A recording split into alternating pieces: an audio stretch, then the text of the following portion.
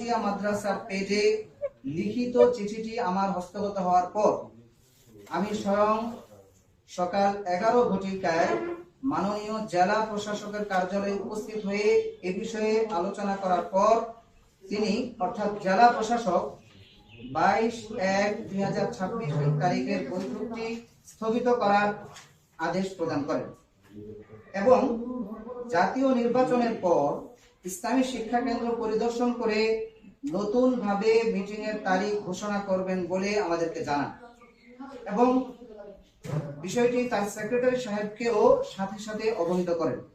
13/1/2026 তারিখের চিঠির জবাবে জেলা প্রশাসক মহোদয়ের বক্তব্যের পরিপ্রেক্ষিতে একটি চিঠি জিইপি যোগে মৌলভী আবু তাহের, মৌলভী একরাম ও আব্দুল জলিল কাউকাব বরাবরে প্রেরণ করা হয়েছে।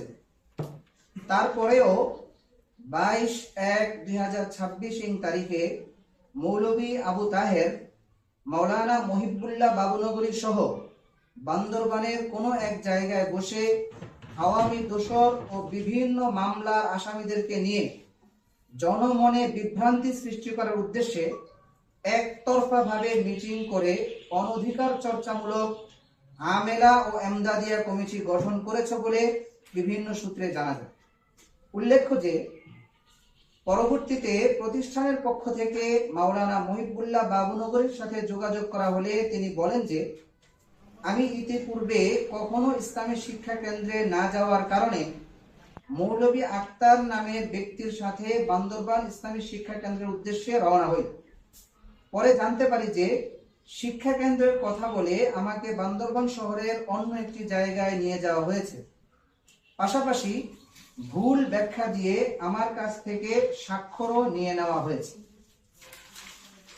উপরন্তু যদি মৌলভী আবু তাহের তার দাবিতে সত্যবাদী হতো কিংবা তার সৎ ও নৈতিক সাহস থাকতো তাহলে ডিসি মহোদয়ের উপস্থিতিতেই তার কার্যালয়ে বৈঠক করত, অথবা সরাসরি ইসলামী শিক্ষা কেন্দ্রে উপস্থিত হয়ে হলরুম, মিলনায়তন কিংবা মেহমানখানায় আলোচনায় বসত।